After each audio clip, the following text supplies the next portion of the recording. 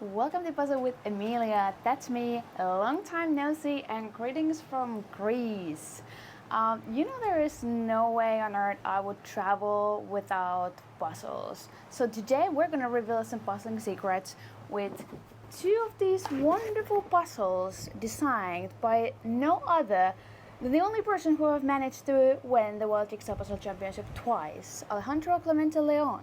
So these are puzzles from the brand called Olé Puzzles, and this is called Summer Pieces, or in Spanish, Pieces de Verano.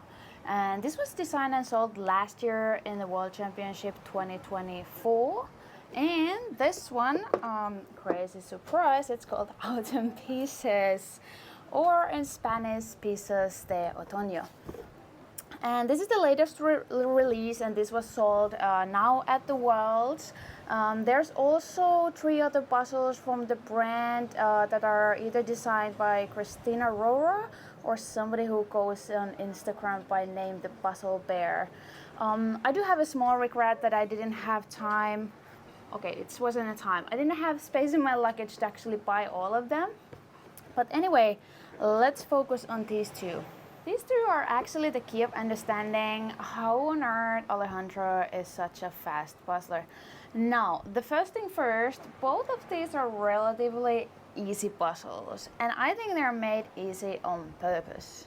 The funny thing is, I don't think it's actually that easy to purposely make an easy puzzle, especially when the images are still interesting and have like a lot of things going on in them. In my opinion, as a speed puzzling coach, these puzzles are proof of the fact that Alejandro actually understands puzzle in much deeper level than most of us. It's not actually easy to fully kind of know what are the factors that make puzzle an easy. We all have like an idea or intuition of what that might be, but kind of actually explaining it or implementing it into a puzzle design is a whole another thing.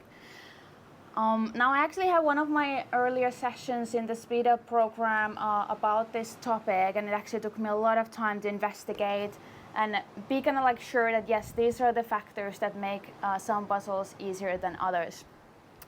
Now, one could also question how on earth I'm not that fast and if I know all this stuff, but well, those who can't teach, and that would be me. I'll walk you through these easy puzzle elements in my voiceovers when I will be actually doing these puzzles. And before that, I just want to mention one more praise. I love that Alejandro didn't just stamp his name on whatever puzzle or whatever image, because with his fame, he could have definitely done that and sell well still, but he actually took time to design puzzles. And I said the same thing when I was doing the video about the Karen puzzles, that obviously puzzlers are not artists or designers, or at least most of us,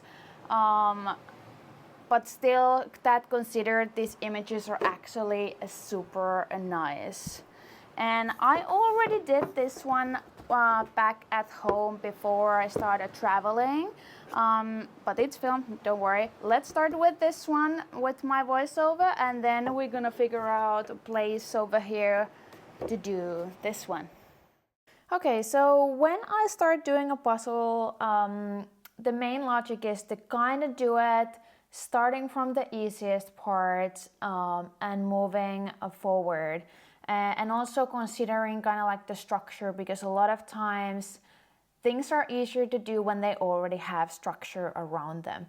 And that is actually also the reason why I often start with identifying the easiest areas that connect the edges.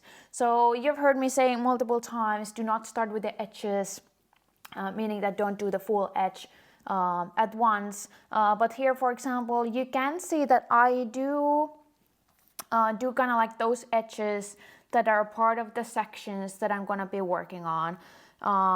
So here I started with the little details. That's another thing I always start with. So smaller details, for example, the white and red. I actually don't know what are those things. You know, the saving. Why do I want to call it a ring? It's not a ring. or like it would translate also like a saving tire from Finnish language. Okay, this doesn't make any sense. Anyway, moving on. Working with those green parts. Now another thing about that makes a puzzle easier is when there is not one color or pattern that is like very same and it's all over the puzzle. So for example here with the green, sure it's similar color, but you can see that it's different. So kind of like the sun umbrella on the right, it's just one like it's 3 different colors, but it's just that color, it doesn't have anything on it. Whereas the green air balloon has those pieces in it. So you can basically just collect all that green and you can kind of like see which one goes where.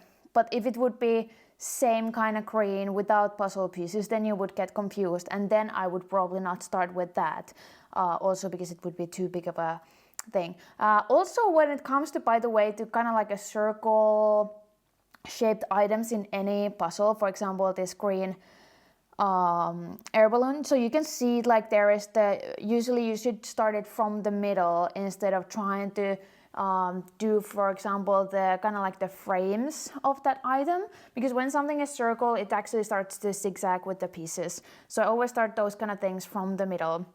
And also with these green parts, both of them actually started from the edges, as I already mentioned. And then I wanted to do this like these smaller items on it. For example, the surfing boards I started doing quite early on. The water is nice in the middle because it creates a line, but when you have, that's actually one of the things that is not perfectly one line, it's actually in 2 places in a way. So that's why I wanted to have the surfing board first, because I didn't want to collect the, for example, the green lines and then try to make the full line without realizing that there is kind of like interruption in the line with other things in between. Also, just to mention, I have actually done this puzzle before, not solo, but I did it with Stein in the World. So this is technically not my first time attempt on this, although I think my time would have been very similar. And now when we come to the kind of like the gradients, with gradients, big areas, especially like this, I try to work from both directions instead of trying to force it fully from up to down or from down upwards. And how kind of like this, all this like recognizing easy parts comes down to, how would I say this, comes down because also like not every puzzle is easy, so how does it help you with harder puzzles? But it's actually quite important to understand what are easy. So even if you have a harder puzzle, you started from the right things, and also you recognize, because there is this thing that, you know, we don't want to get stuck for too long, so we have to keep changing. So if we get stuck, it's recommended quite often that move on to something else. But especially when we have much harder puzzle, we also need to know and evaluate how difficult one area actually is, because sometimes there actually might be the case that it would make sense to just push that section through because you know that it's going to be hard anyway, so then changing the section actually doesn't help you, it just makes you slower. So that's just a one example how this also translates to doing harder puzzles faster. And yeah, pretty happy with my time, 36 minutes and 53 seconds. That is actually super amazing time, and I'm quite excited to see how this other one goes. All the random furniture changes you do for filming, oh my god. If you can guess how my camera is actually set up, I will give you like a cookie or something. Okay, I just realized I need also a timer. Well,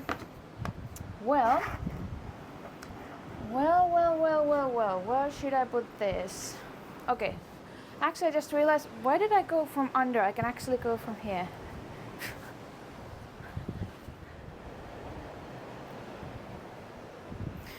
Okay, here we go. This is not optimal, but it's too windy, so this will not it's not working. It will drop every time. I've actually never, I know some people actually keep it that way, I never do that because it just doesn't make sense to me. And also I think we should actually put these away so they are not, there's so much stuff in here. Ah! Okay, this is probably not gonna be the most optimal, but who cares? I mean, we've been at the dome with the thunderstorm and the 40 degrees heat. I think we can manage this one. All right, let's see if my timer, where's the button for starting? Okay, go, go, go, go, go, go, go, go, go, go, go, go, go, go, go. We are going places. Also, something I didn't check is because the waves are like super, super strong here. Like it's like almost like, it's just super noisy. I don't know how else to explain it, but it's a lot. With all my logic, this mic should not catch the wave sound, but probably it will. And also this table, you can see it has all these like stripes in the middle, like a holes, not holes, but like holes-ish kind of thing. Oh my god. There's some lucky ones, but I'm taking all the lucky ones I can get today. Yeah, that image is way too far for me.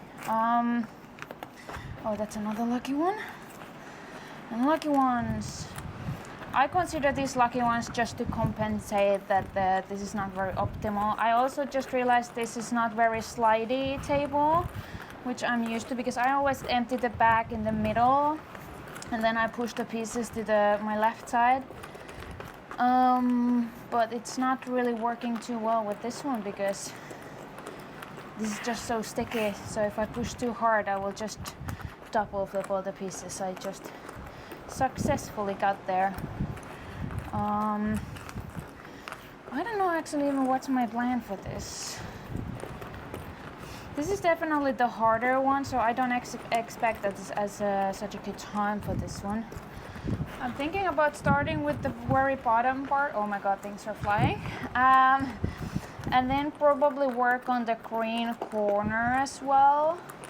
I can see that the bushes have a little bit of difference, not in color, but they have those middle things. Oh my god, that puzzle bag I left there is literally just flying away.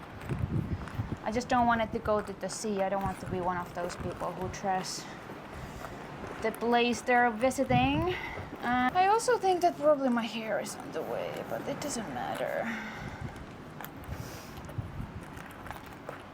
Actually, it's almost on my way. Fixing. Huh.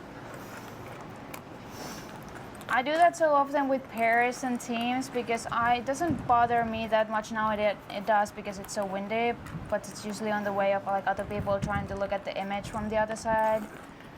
Okay, I'm also taking over here with my voiceover because the waves are too much, and also I'm apparently very incapable of talking and puzzling at the same time. Also, it doesn't make sense because this will take me a lot of minutes and we don't want to be watching this in real time. If you do want to watch something in real time, I actually did live stream from Crete as well, so you can go check out that video. It was actually super fun to do it, and I'm hopefully gonna continue doing that from multiple different locations that I'm traveling to. For example, I'm gonna go to my very first 24-hour marathon in Belgium. But anyway, this puzzle, I know the view is not as great because it was really hard to set up my camera here. But yeah, kind of not very like similar, you know, the pieces are still here, like kind of like the same theme as in the other puzzle. But here kind of like the same things happening. I started from things nearby the edges. There's the green pushes that I wanted to do because they're only in one place. If they would have been in multiple places in this puzzle, once again, would have been much harder, but they were only in one place. So I did those. I did from the bottom part because those were like very different color details over there. And then I actually started working on with the sky, and there's also this white, this kind of like a white mountain top that I did. It's very different color from anything else in this puzzle, so it did kind of make sense to do it, and also I was trying to kind of like frame it first and then just fill in, and then I was working on with the sky. The sky was nice. It was not only gradient, but there is actually these little details once again, little birds only in one place, little air balloon, and then those kind of like stripes within the gradient sky, and also once again nearby the edges, and not too big of a area. So that's why I mentioned earlier the smaller details I like to start with, because they also create the structure, then build everything else around them. But yeah, the rule is that it's not really about the color or pattern or whatsoever. If the section is too big, it gets obviously, the hardness of it multiplies very fast. And yes, this was actually, I feel like, exception that I did the edges first, almost fully. That was mainly for filming reasons. Also, the table was really hard for me.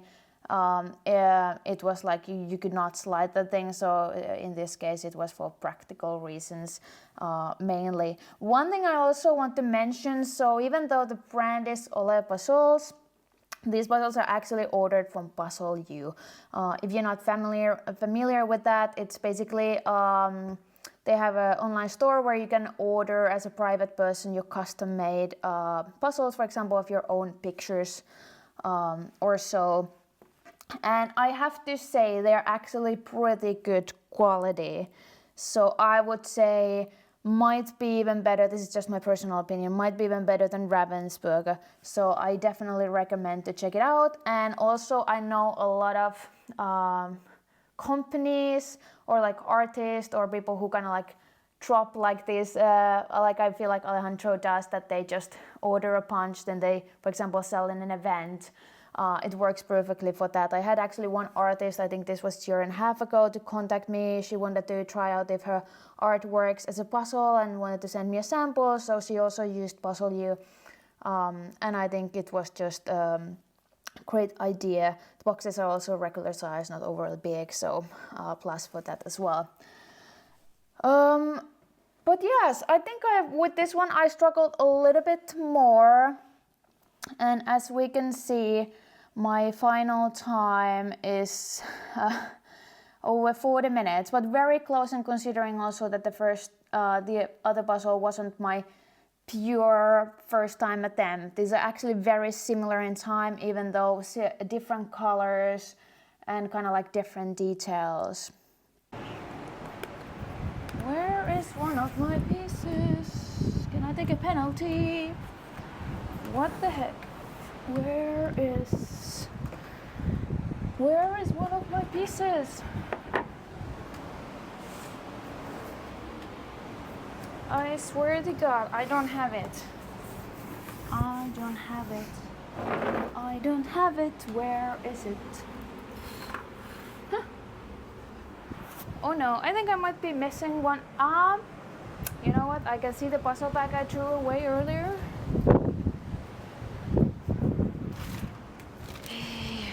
Yeah. Done.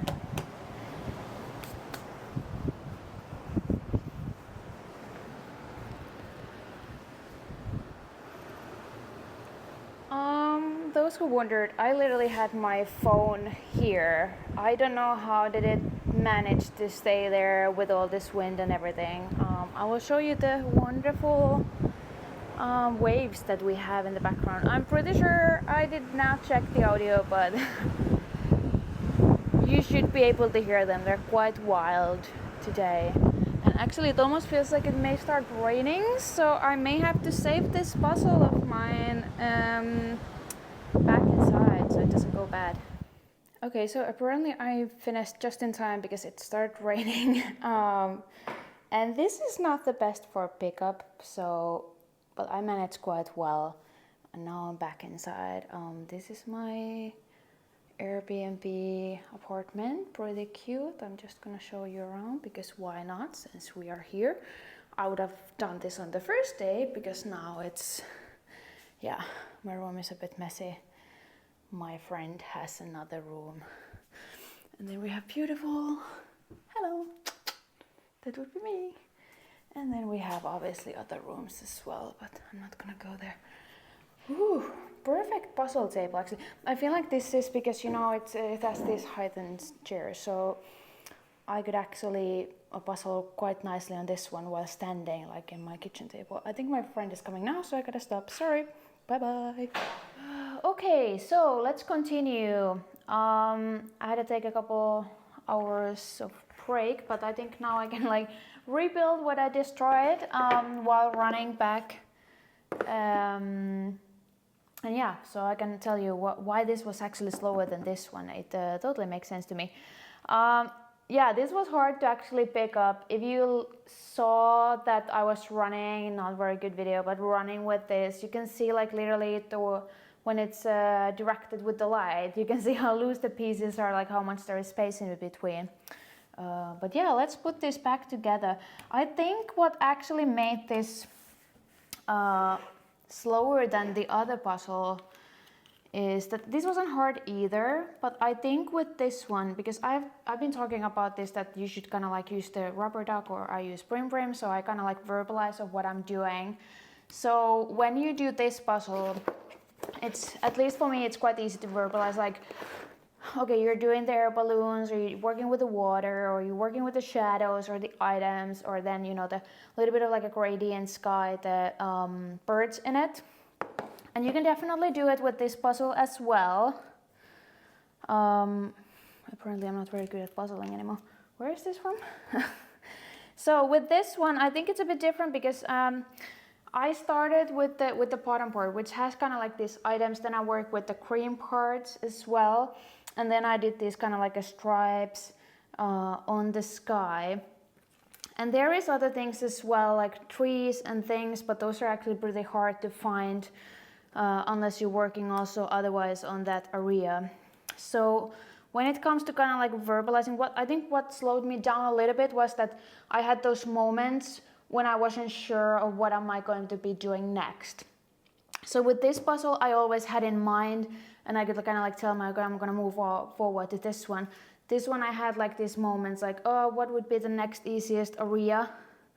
And for example, after you do this that I just explained, yeah, sure, you can kind of like say that you're doing the tree or you're doing, but you cannot really verbalize, like for example, these colors in between, especially because they are just the same kind of like purple brownish.